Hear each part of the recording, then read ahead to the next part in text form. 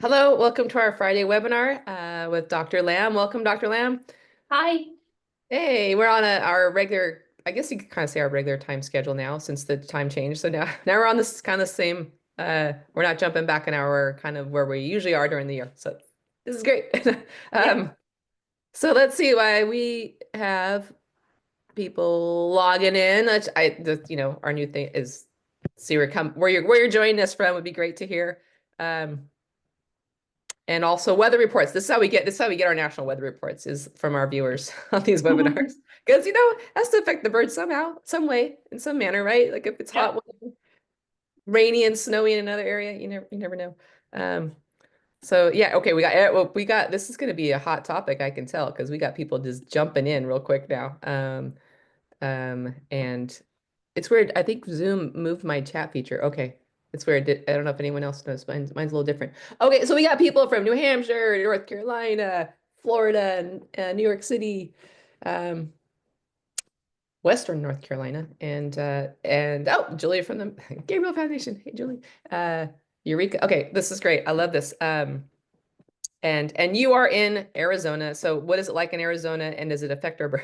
We were talking earlier about hormones and outside birds, and so Yeah. Well, I mean, today in Arizona is, I guess I haven't been out since this morning. I think it's supposed to rain again, maybe later today, but we have had some rain the last few days, which is uh needed, and everybody in Arizona, when it rains, is happy, I think, since we don't see rain very much. I was gonna say there must be like a happy dance. You guys just must wave each other at the stoplights. It's like it's raining. This is great. Yeah.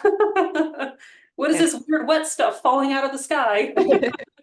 for sure. And I'm seeing a lot of birds like carrying, like crows carrying like nesting materials, in their bills flying. And so it's really cool. Like they're really building this time of year in my area, especially. So and that kind of ties slightly into the hormones because it's part of the rearing process is hormonal behavior. So Yeah.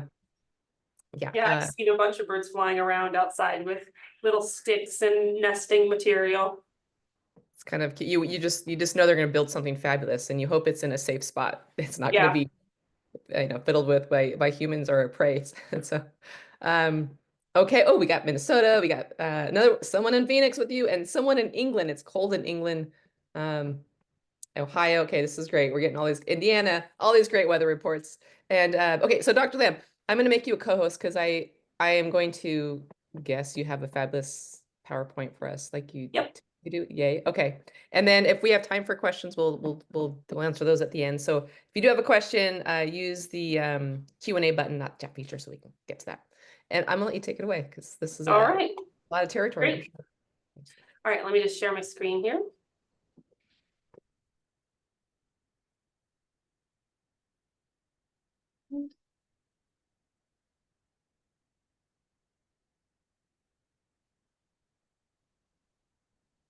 All right.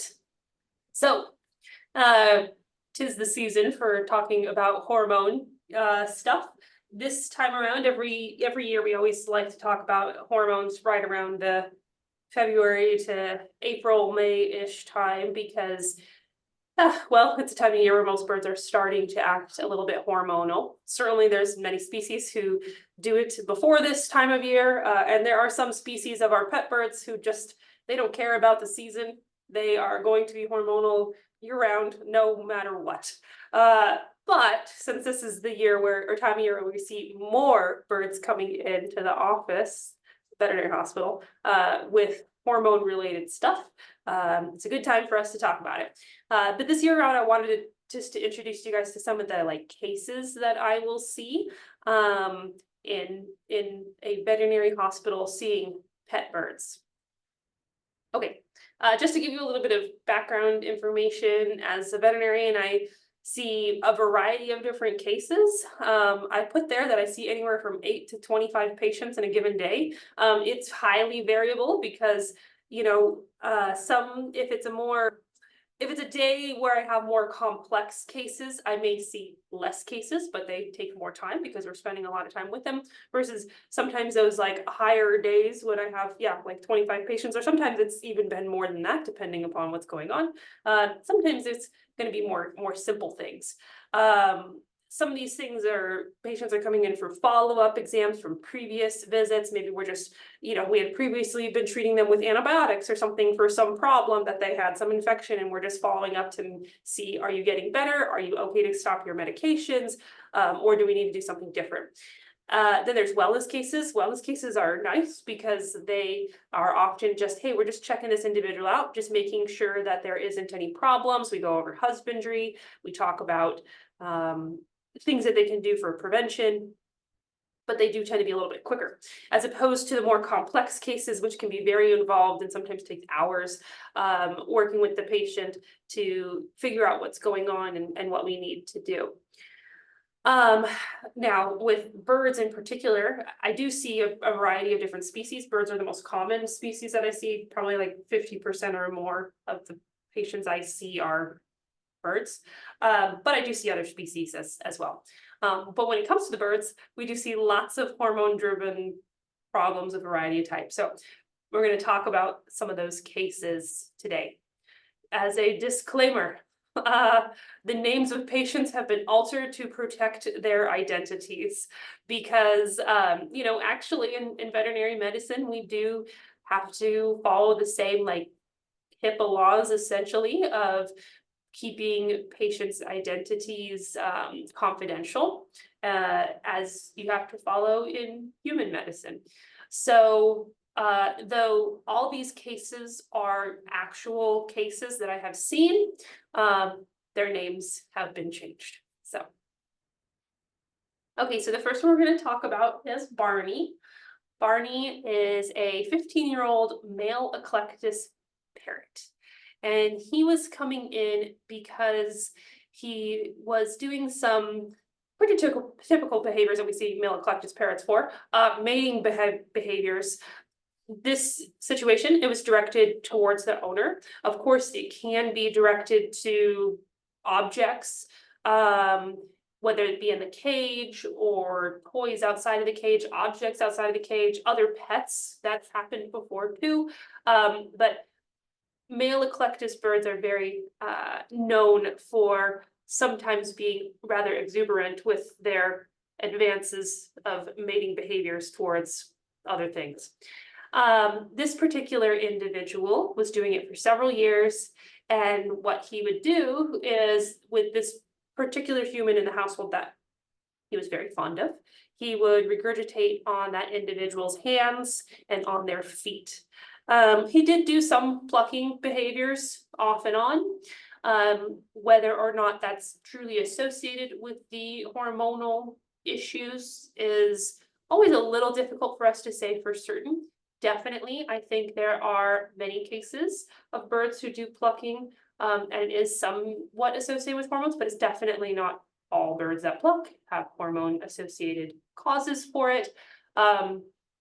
But in Barney's case, it was highly suspicious that some of his plucking was induced by him being a little excessive with his hormonal activities towards this favorite owner in the house. Because when he seemed to not be getting what he wanted with the owner, then the plucking would increase. Versus if he was able to be redirected to other things, interacting with other people in the home, then that plucking wasn't as prominent. Now, these owners had been working with this individual for quite some time. They had made other attempts to try to get him to not be so hormonal towards the human owner. They would try things like redirecting his attention to more appropriate things to do. They were doing training, and in fact, there was one individual in the home who the bird interacted with a lot and was good with, but certainly was not perceived as a mate. That individual was able to do a lot of training with the bird, trick training, target training, interacting with the birds in ways that were very purposeful, and the bird did seem to really enjoy those interactions. But as soon as the one individual in the home that was the favorite person would come around, all that training kind of went out the window, and the bird was super focused on that human in the home, and really wanted to just get to them to rub their bottom on them and also regurgitate on their feet, their hands, wherever they could. The owners had tried some calming supplements, things that were over the counter. But despite these attempts, they weren't having as much success as they wanted to have. So here's what he looks like. He came in, you can see that he's got a little bit of feather destructive behavior. Certainly not the worst case of feather destructive behavior that I've seen. He's just pulled the green contour feathers off of his keel area. And you can tell he's done a little bit of damage on the back, which is a little bit more obvious here in this photo, where you can see kind of the back portion of his neck along the wings just a little bit, and a little bit down the lumbar spine, a little bit along the coverts of the wing too. He doesn't have any skin that's exposed, which is good, because we certainly do see some birds pluck beyond the contour feathers, beyond the down feathers, and get to the skin, and then you have a bald bird. But that was just a picture of his feather destructive sort of pattern that he was showing. So with Barney, oh, I didn't mean to do that. There we go.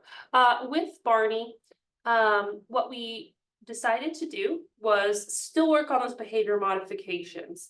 When we are dealing with more of a behavioral issue associated with these excessive hormones, behavioral modifications, things that we can do to like alter the environment and alter our interactions with them, are absolutely like the most important thing I think that we need to do with them.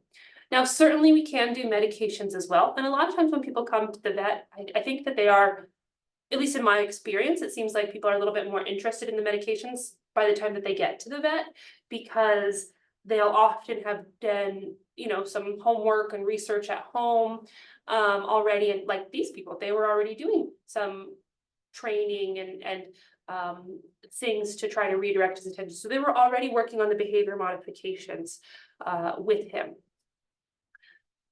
So we still want to work on those things. So what we did is focusing on those behavior modifications first, just a couple of adjustments from what they had already done. We talked with them about foraging with all of his food. So they did have some foraging toys and options for him to search for his food, but it was just a couple of things, and they didn't put all his food into these different foraging items. I'm a huge proponent of allowing birds to forage for their food. And I like the idea of allowing them to forage for all their food. Of course, there are certain individuals and situations where we need to make it easy and nice for them, especially if we have a patient who's dealing with any sort of illness or, you know, injury. We need to make things easy for them to get to their food. But the average healthy adult bird, making them look for their food is really awesome for them, because they would be having to do it in the wild anyways. So it's quite mentally stimulating for them. It gives them something to do. When people have done studies, they usually find that observing birds in the wild during their waking hours, they spend somewhere around 60% of their day searching for their food, foraging for their food. In captivity, we find that they spend about 5% of their waking hours looking for their food and interacting with it, because the food dish is easily accessible. It's right there. They know where it is. No problems or troubles whatsoever getting to it. So, you know, that means they're not needing to spend as much time looking for their food and interacting with their food. So we took this thing that was taking 60% of their day and shrunk it down to only 5% of their day. And so that leaves a whole big gap of time for them to be doing other stuff. And sometimes that other stuff is starting to be more focused on hormones, because, hey, they've got plenty of resources and all the time in the world, might as well go ahead and start to act hormonal, because it's a natural, normal thing for a bird to do. So with this individual, we said, all right, we're going to make you guys do foraging with all of the food. So every last little piece, this bird has to work for it in some way, has to find it. In the picture here, this is, as you can see, not Barney, but just an example of having a foraging toy that is a simple, easy one that you can purchase, where the bird can see through the foraging toy to see the food inside, and they just have to manipulate the foraging toy in some way to get the food out of it. There's plenty of different types out there. This is just an example of one. We did still talk with them about continuing the trick training that they have been doing. The one individual in the home that the bird was not proceeding as a mate, that individual was still working with him. We wanted them to work even more. Like, okay, you've done, these particular commands. The bird's doing well with these particular commands. Let's make it a little bit more difficult. Let's make him learn some other things. Let's work on something that's a little bit more complex, so that now you are making him use his mind a little bit more, make it a little bit more challenging. It's good to challenge them. It keeps their mind off of things that maybe we don't want them to be doing as much. And then hopefully with some time, the individual who is perceived as the mate, maybe that individual can start doing some trick training and things as well to interact with the bird in a different way. Because now that the bird has this repertoire of all these different behaviors that it's learned and knows how to interact with people to get these, rewards, if we can allow the person who is perceived as a mate to start doing that sort of stuff and try to change that relationship a little bit more, that is something that could potentially be helpful. We also talk about changing the environment some. So, by changing the environment, I mean, this is really variable from one owner to the next and what we're able to do here. But sometimes something as simple as moving the cage to a different part of the housing area, like if you have your bird living in one particular room, maybe moving it to another room, giving them a change of scenery. Even within a room, maybe you can swap some way that the cage is located. So maybe it's in like a more bright open area that isn't like covered and seeming more nest cavity like. The other thing that we talked with Barney's owners about was only interacting when there are behaviors that they want to see happening. So like if Barney's, hanging out, just relaxing, not really, doing anything that seems in any way as hormonal, reward him and interact with him for that nice behavior and start doing some trick training things, so it kind of changes the way you interact with them. But if he's starting to do some of those behaviors of regurgitation, kind of stepping back, separating yourself from the room for a bit, allow him to do something else so that you're not feeding into those behaviors with him.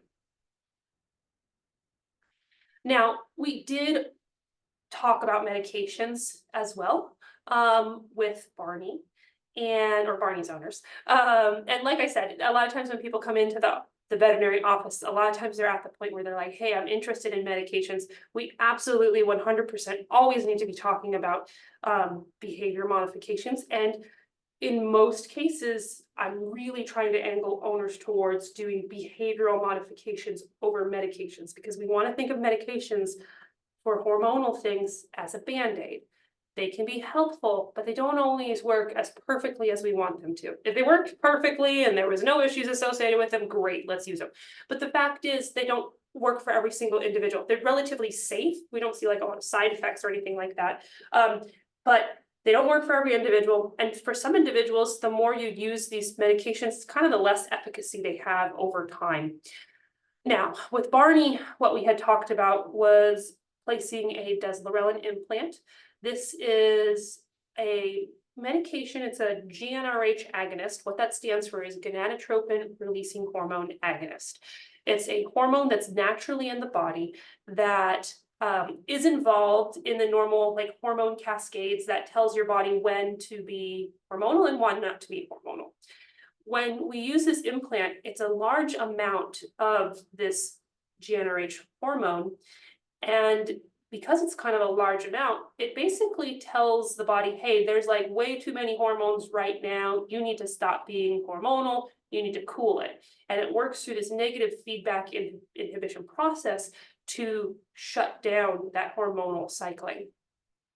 Again, it is variable. Different studies have shown it's not 100% of birds are going to respond to this. It's just a certain percentage is going to respond. So there's some birds you place a deslorelin implant, you're not going to see anything different whatsoever.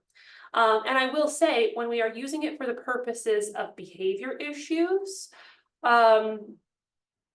even more variable. When we're using this for really trying to stop like a female bird from laying, we tend to have more obvious success that we can see. But when we're using it in a male bird, it's not always as helpful as we would like it to be. That being said, I don't tend to place a lot of these in non-eclectus species for the purposes of behavior issues associated with hormones. But the eclectus do seem to, like the male eclectus specifically, seems to be a little bit more responsive to it for helping with some of the behavior issues that people will see associated with hormones. In my experience, I will say that is in my experience.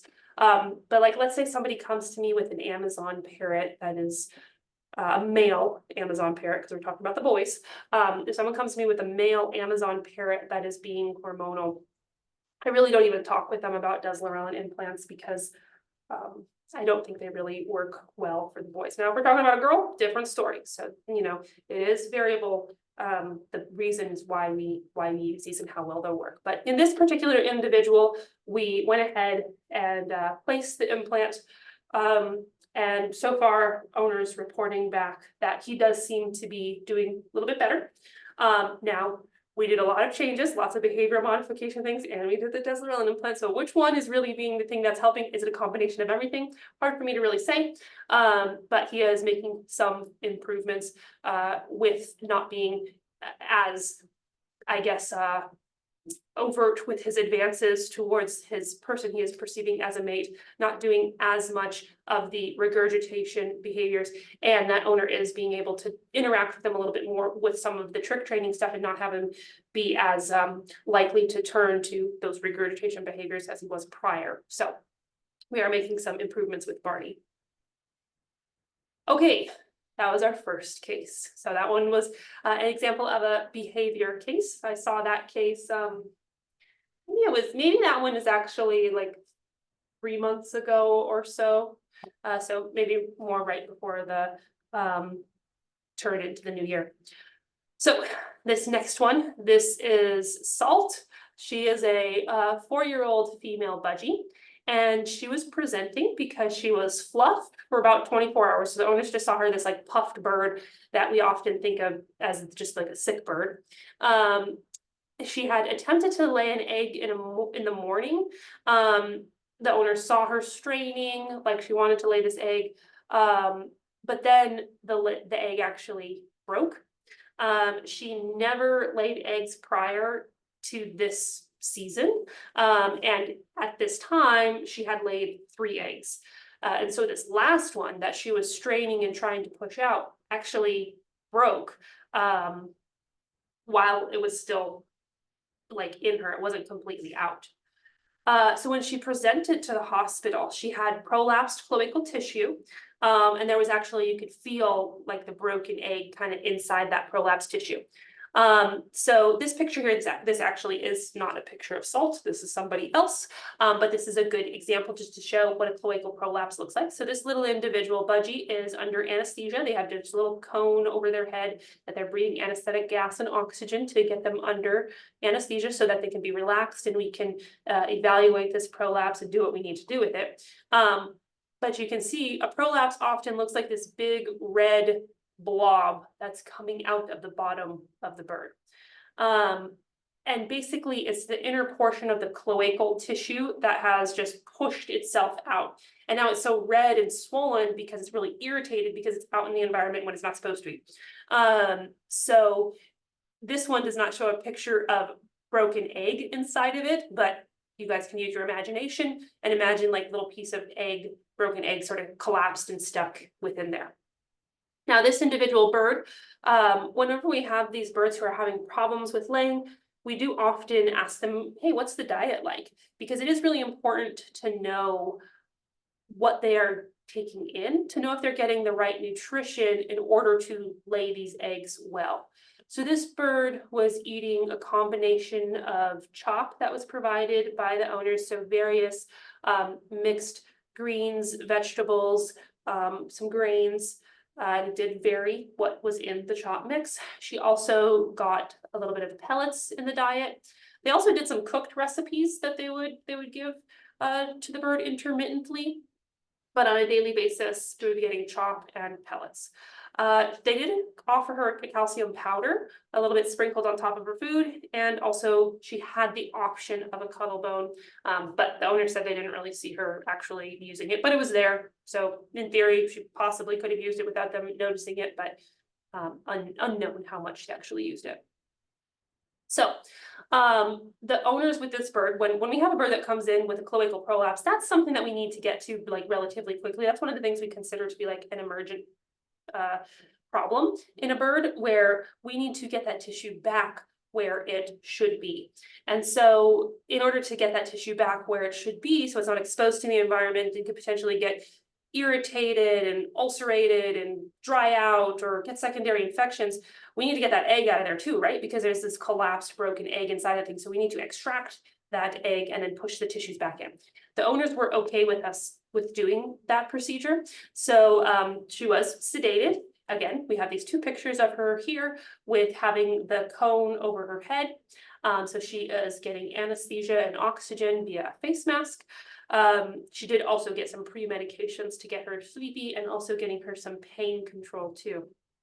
We then basically flushed, used sterile saline to flush around the tissues around the egg. So by flushing, what I mean is we're like spraying the cloacal prolapse tissue with this fluid to kind of rinse off any debris and stuff that is on there, and then just very gently removed those pieces of egg manually until the whole egg was able to be removed. What we then did next is we placed two little, what are called horizontal mattress sutures on either side of the vent. So we pushed the prolapse back in. I'll go back up to this picture so you can see how it's all distended. So we cleaned that off, got the egg pieces out. We then used these little cotton tipped applicators and pushed that tissue back into place where it's supposed to be. And then we actually put two little sutures on either side of the vent to kind of shrink that vent size down, because the vent is very dilated and the potential for it to reprolapse is high when it's that dilated. So we just put these little sutures to make sure it doesn't do that. And then we sent her home with some pain medications. And because the tissue was out and exposed and irritated, we did also put her on antibiotics. Because we don't want some secondary infection to take place. Also, with that egg being broken, egg material, like the insides of the egg, the albumin, the yolk, that is supplying nutrition and is great nutrition to a young developing embryo inside that egg, is also great nutrition for bacteria. So if we have this tissue that's pushed out, getting exposed to the environment, getting dirty, and then you have this like great nutritional stuff that is stuck all over it, you're just setting up a perfect environment for a secondary infection to occur. So this individual, we did put her on antibiotics. And seeing her back for follow-up, she was doing very well. And she had those sutures removed 2 weeks later. In a lot of cases, we actually can remove the sutures sooner than that. I think the reason we waited for 2 weeks on that one was more the owner needed to for personal reasons, but she was doing well on her follow-up. So that was a good case where the egg came out successfully and the prolapse went back in. Nice. Okay, so we have our third case. This is little Petunia. Petunia is a 6-year-old female peach-faced lovebird. And she was coming in because she had about a 1.5 to 2 days history of her abdomen just being really distended and protruded. She was also acting fluffed, so that sort of typical sick bird appearance, where she was just kind of hunched over, closing her eyes a little bit, puffing up her feathers. But then she also, the owners had noticed, started pulling her feathers out. Now, she didn't originally present to us. It was an overnight issue. So we were closed at that time. So she went to the emergency facility, and at that emergency facility where she got evaluated, it was found that she did have a distended abdomen because of eggs. However, it wasn't just one egg, it was 2 eggs. And really, with birds, they really should have 1 egg at a time. So to have 2 eggs is pretty significant and more than what this poor little thing needs to have in her. That we certainly can say something's going wrong with 2 eggs. So what they did over at the emergency facility is they started to provide her with appropriate supportive care, where they gave her an injection of calcium to provide her the calcium she needed in order to not only have the eggshell be nice and healthy, but also have normal appropriate calcium for muscular contractions of the uterus so that we can try to pass those eggs out. They also gave her some pain medication so she could be a little bit more comfortable. And they gave her some fluid support as well. Fluids are something we do quite frequently with birds for a variety of illnesses that they can present with, because, you know, sick birds often aren't eating or drinking great, and they can become dehydrated easily. And even when owners report that they're drinking okay, there's a lot of situations where maybe their fluid demand is higher than what it would be if they were healthy. You know, if they're sick, their fluid demand might be higher than what it is when they're healthy, and so they may still benefit from some fluids. So something we do quite frequently. But unfortunately, she did not pass the egg overnight. So at that point, the emergency facility called us the next morning and said, hey, we had this little bird come in overnight. She stayed with us. We did this supportive care, but she hasn't passed this egg. Can we go ahead and send her to you guys to allow, you know, take those eggs out? And we said, sure, come on and, you know, send her over.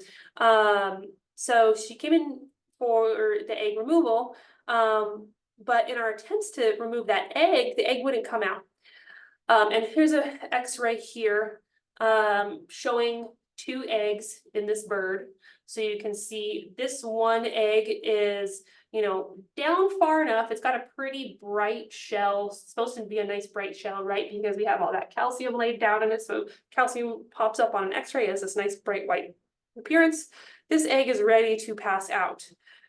Now you can see this other one behind it. You see how it's not as bright? Like you can see the shell, you can tell that that's an egg, but the wall is not as bright as this one.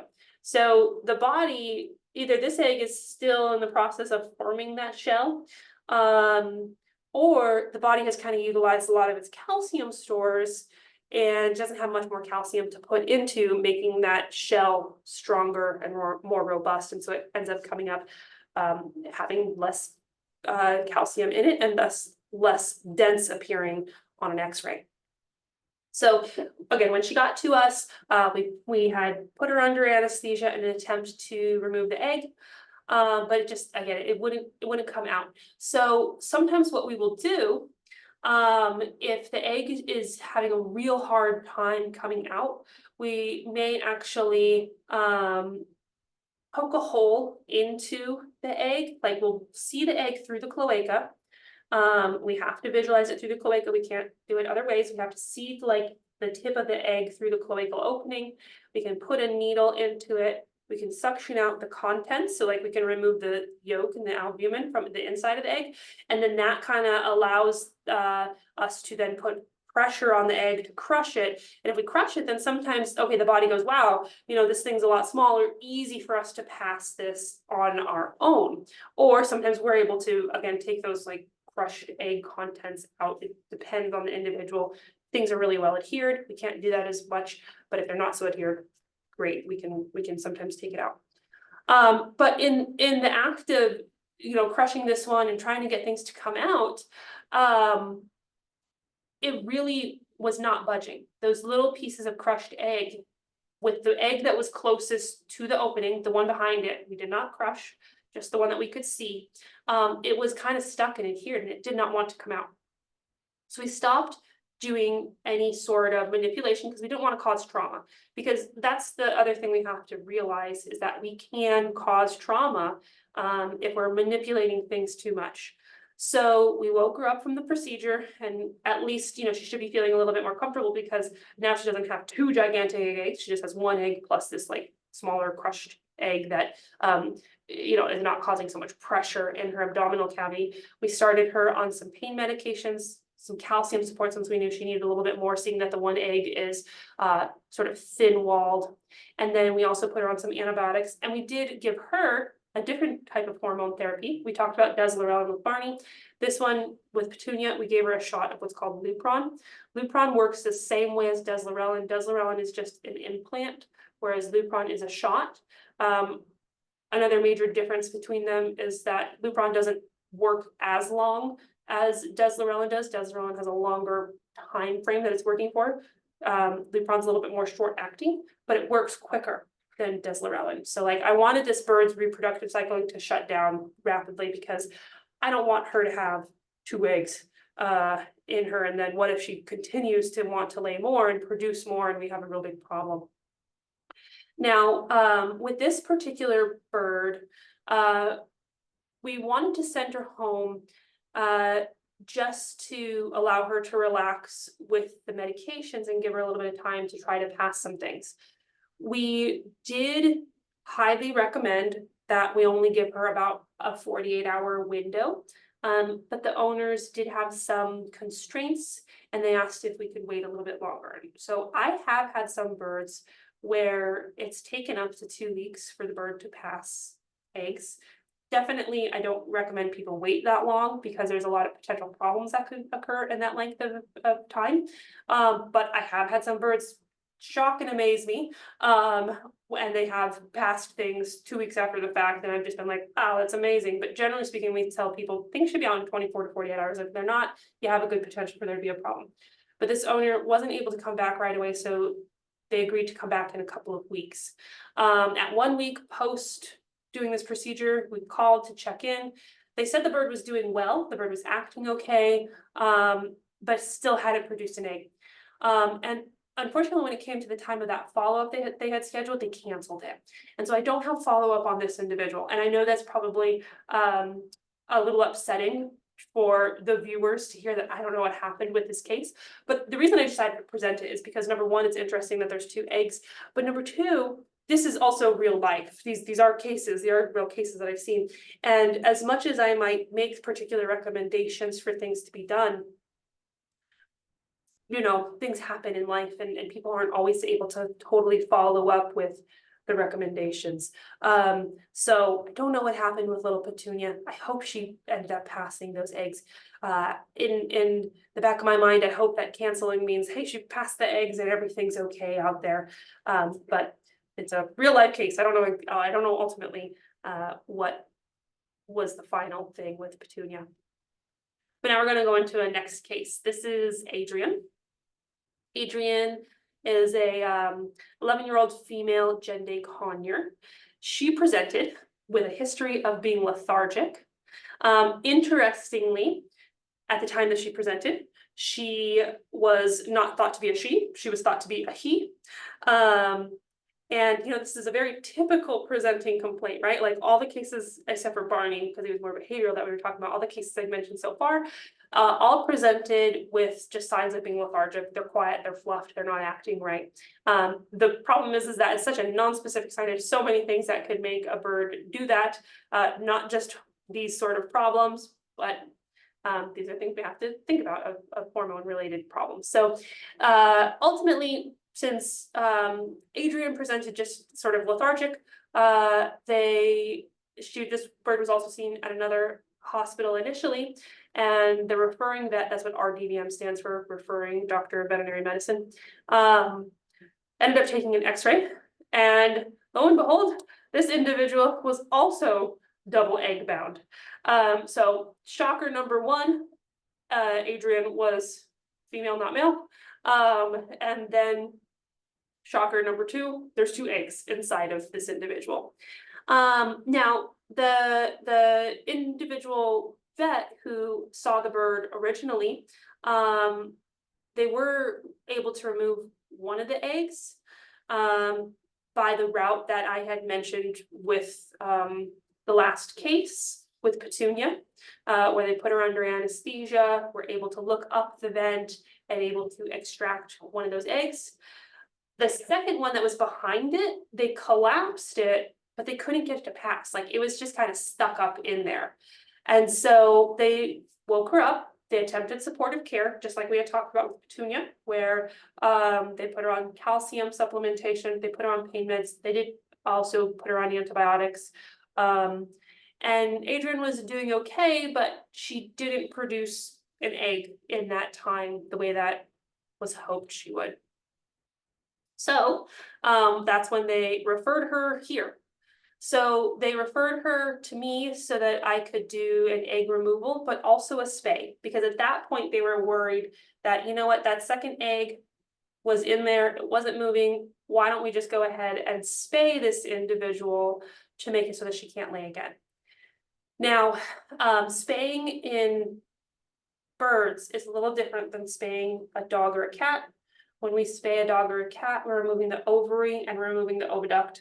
But when we spay a bird, it's really, we don't remove the ovary because the ovary is really closely associated with important blood vessels, kind of like right underneath it. And it's very difficult to remove the entire ovary without damaging those very important blood vessels.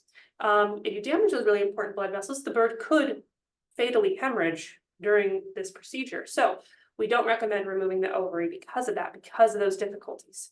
So instead, what we do is we just remove the oviduct. Now, that's supposed to make it so when you remove the oviduct, what's supposed to happen is there's normally like hormone cross-talking happening between the ovary and the oviduct. And normally when you remove that oviduct, it makes it so the ovary essentially doesn't have anybody to talk to. And so it's supposed to shrink up and stay quiescent. Not all birds read the book. That doesn't always happen, but that's in theory what's supposed to happen. So we should be safe with removing the oviduct.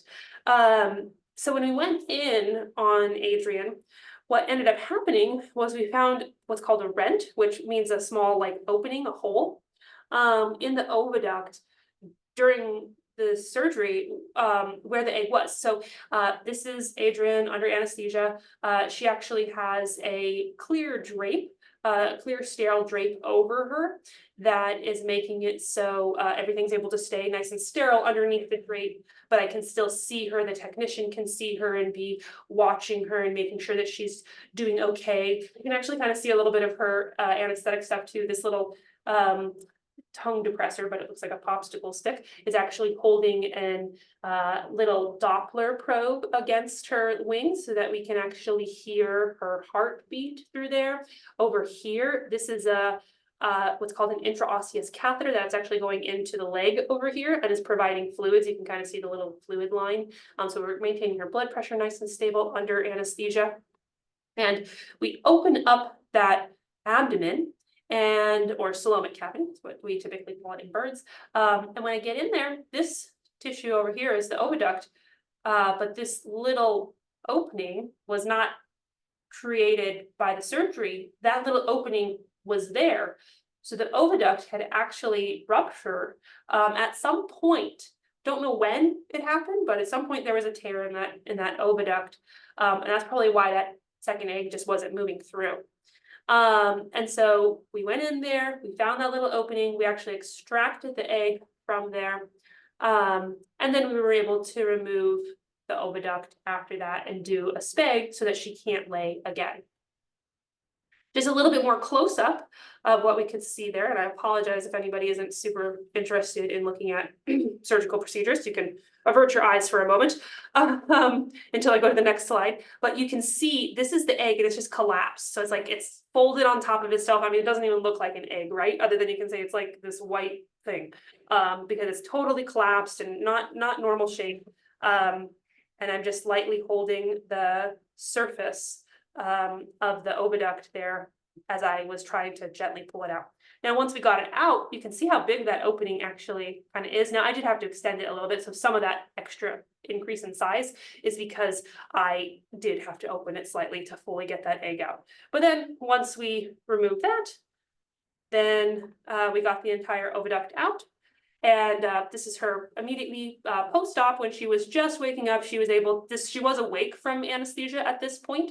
And the tube that we had down her throat that we used for breathing for her during the anesthesia, that had been removed. She still has her catheter in this leg though. You can kind of see it just kind of tucked underneath those feathers there. And then you can see she's sutured up along her belly. And then we put her back into the incubator where she's just kind of perching on this nice little soft rolled up towel to stay comfortable.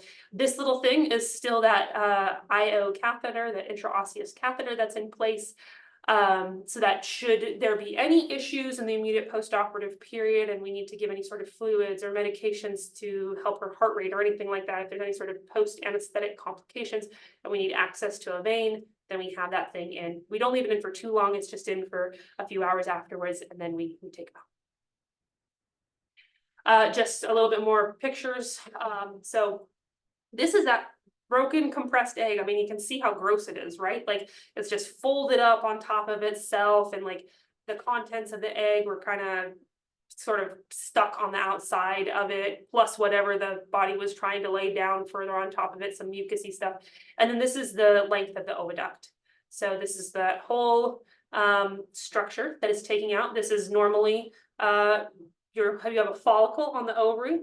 That follicle pops off the ovary, goes down the oviduct, and gets the different layers of the egg formed around it, the membranes, the albumin, and then the shell, and you have an egg. So, but that all happens inside of that oviduct.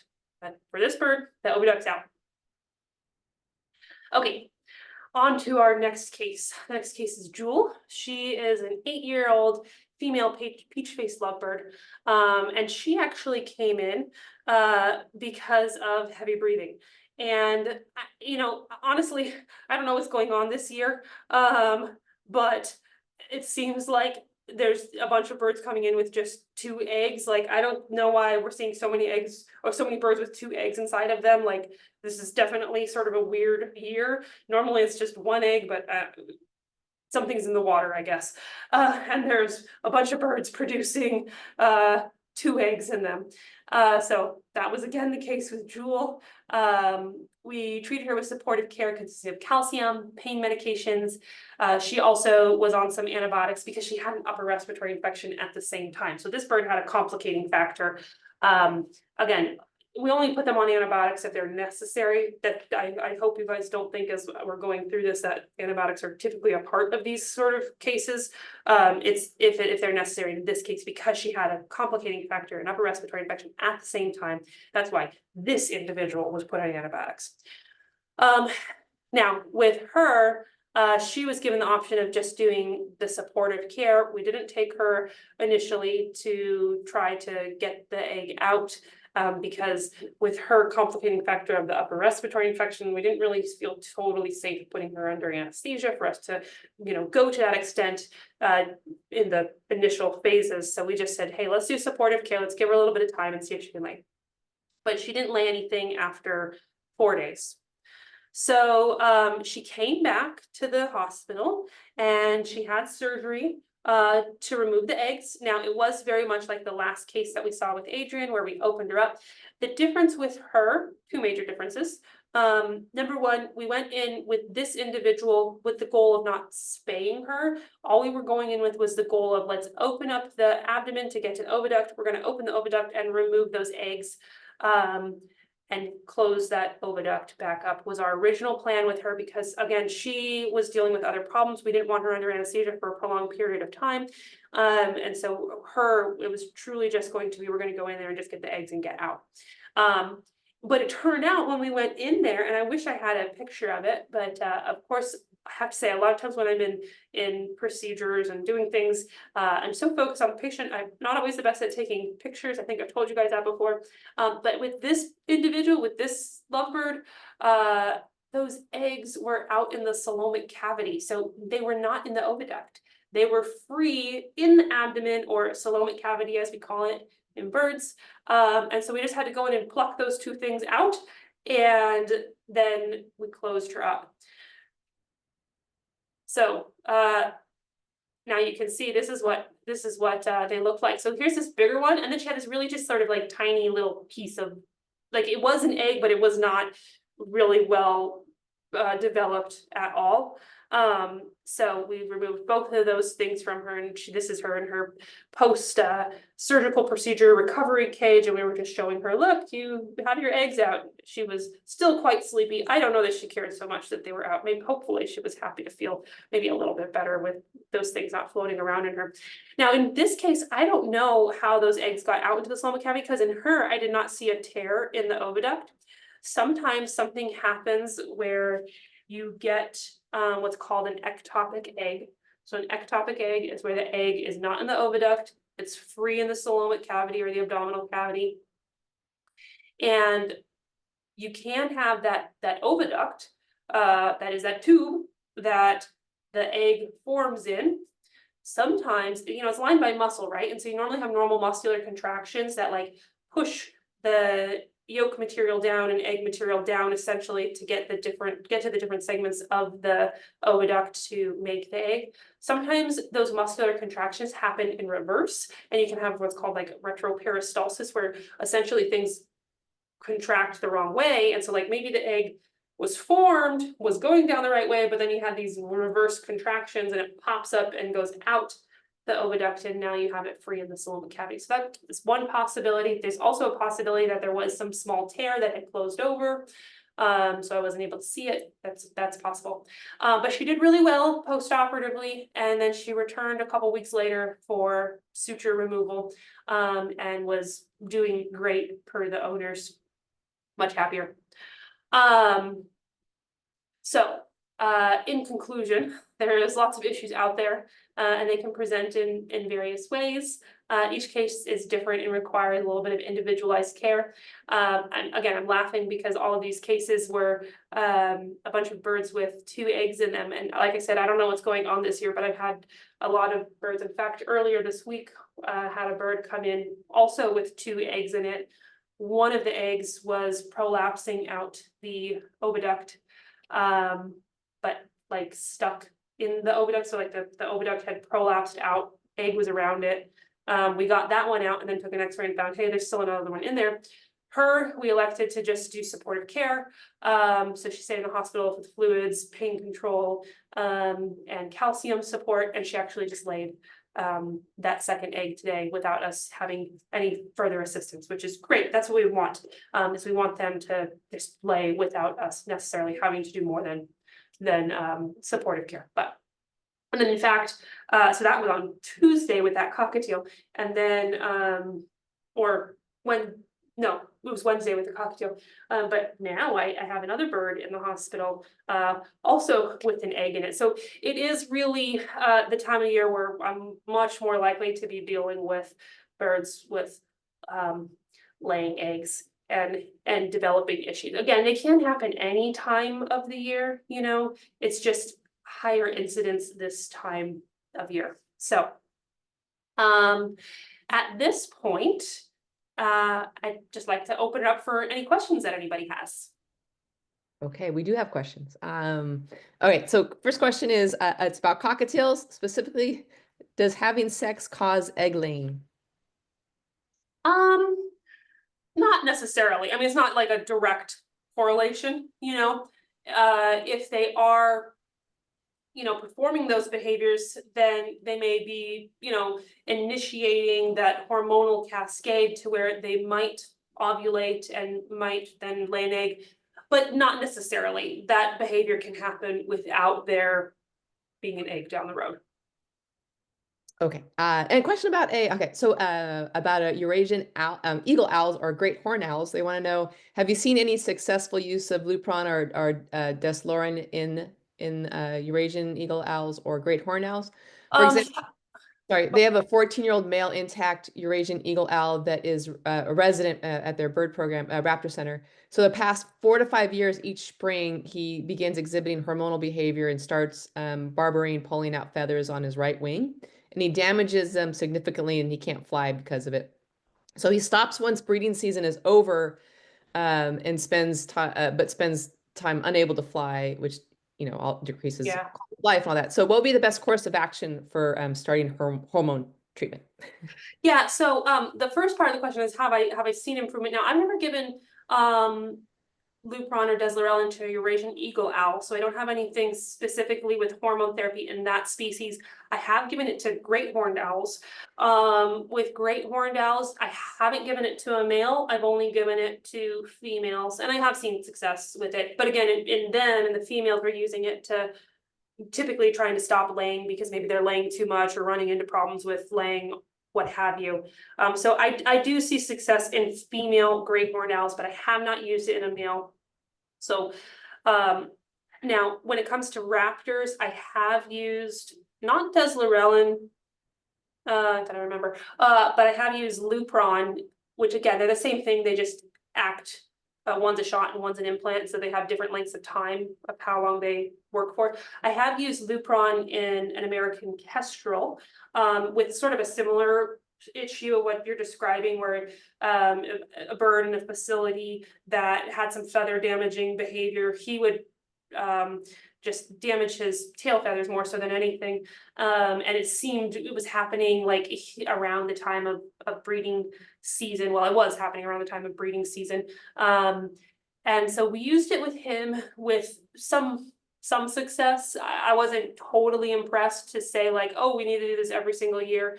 It was yeah, it helped a little bit, like, yeah, maybe, you know, let's do it again next year, but not enough for me to go, wow, that was really amazing. I mean, when it comes to the males, again, for the behavioral side of things, I just haven't seen it work that great. There is a paper where it was used in some male turkeys. And I think it was Deslorel and not Lupron that was used in a couple of male turkeys in a zoo situation that were aggressive towards one another. And it did in that paper show that it helped those male turkeys. I don't know if it continued to work year after year, because of course it was just like a case publication at a moment in time. And so it seemed to help with those individuals. So, you know, could it work on a Eurasian eagle owl? Possibly. You know, we're talking about different species. So maybe it's going to work well in this species and not so well in this other species. Like I said, I've seen some success in the male eclectus, but like I wouldn't use it in an Amazon, you know, and those are two different parrots. So if, you know, if it's worth a try, I guess. But you know, just have to be observant and see, is it actually working or not? Okay, okay. We have a question about a good diet for a female to avoid eggs being broken or colloquial collapse. Is it okay to always have mineral block in the cage? And they'll say that theirs goes through 2 a week, for example. So basic good diet for a female to avoid eggs being broken or collapse. And also, is it okay to have mineral block in the cage? So I do think it's good for a mineral block to be in there. You know, usually there's some calcium if it's not full, mostly calcium in those mineral blocks. Because most birds, like if they don't need the calcium, then they won't go to use it. They do seem, not everybody, but it does seem like there's a lot of individual female birds who like can regulate themselves okay if they feel like they need the calcium, they're like attracted to it, they go for it, they chew on it. If it's not hormone season, they tend to just leave it alone and it's just this object in the cage that they don't mess around with. So I do think that those are pretty okay to have. Did they say what species of bird it was, just so that I can be a little bit more specific about the diet? Okay, I'll make the assumption. Sorry, that... I do think it's a budgie. That's me too. Oh, I think it's a budgie. I think. Okay. All right, we'll answer it as though it's a budgie. So, you know, a appropriate diet that is going to make it so that they lay, if they're going to lay, appropriately without having any issues. I believe the calcium content is supposed to be 0.3%. I'd have to go back and look at that specifically because there have been studies done in budgies that show the like specific amounts of calcium that they need in order to lay appropriately. And like too much calcium actually can be a problem in budgies. They can actually have renal mineralizations if they get too much calcium.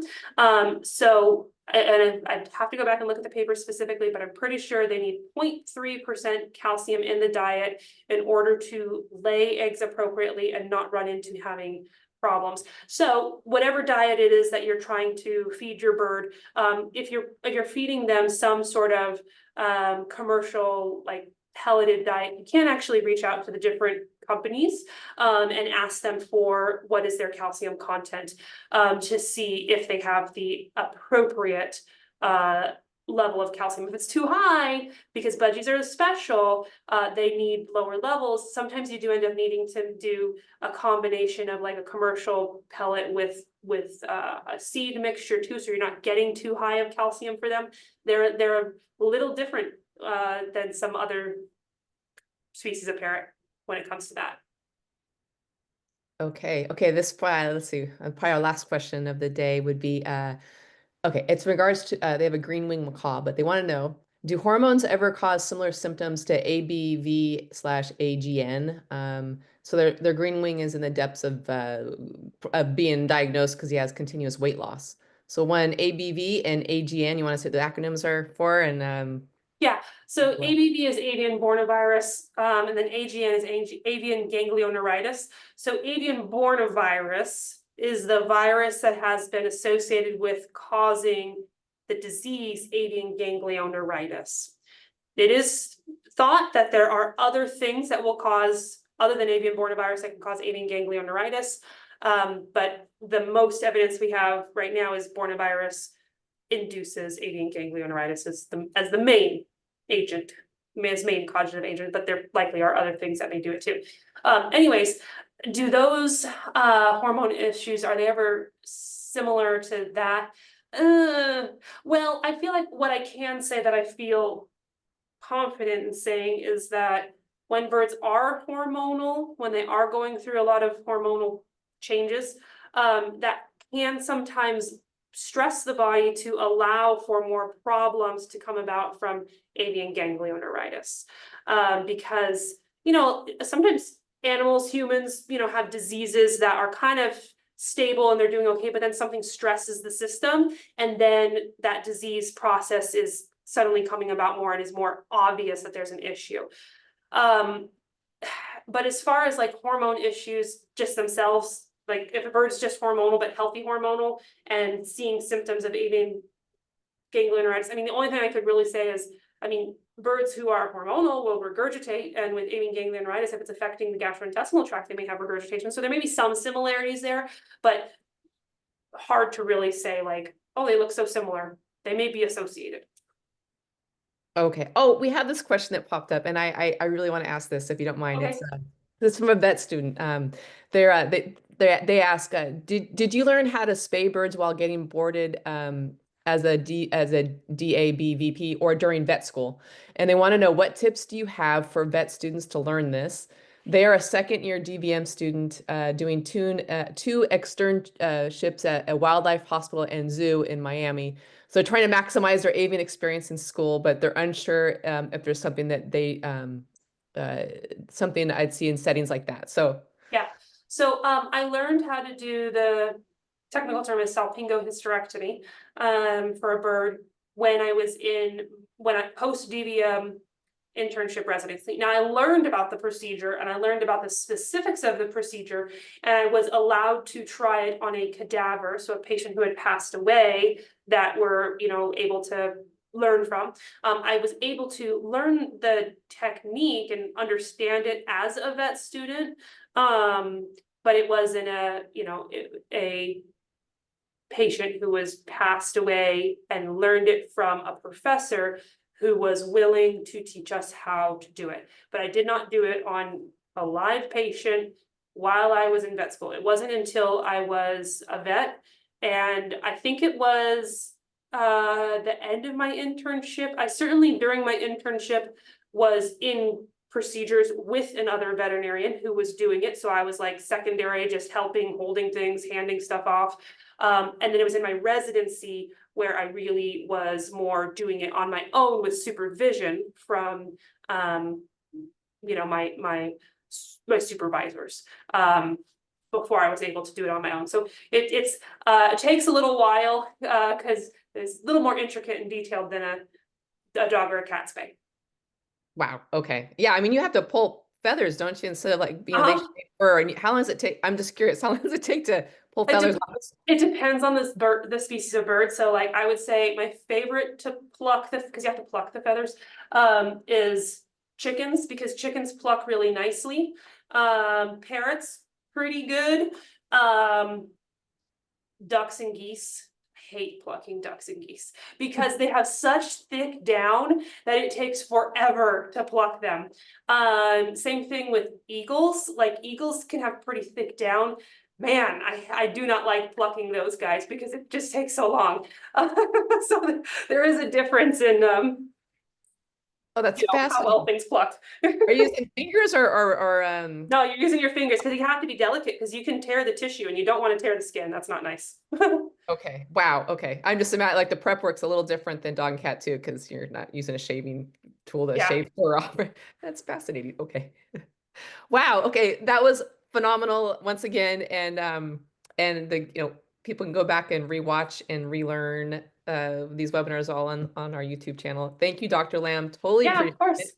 And just a reminder, we're going to continue the conversation on hormones next Friday with Lisa Bono. She's going to give us some behavior aspects of hormones. This was fabulous. Thank you so much. And everyone have a great weekend. All the best to you and your flock. Till next time. Thank you, Dr. Lamb. Once again, Yeah, bye. excellent. Bye.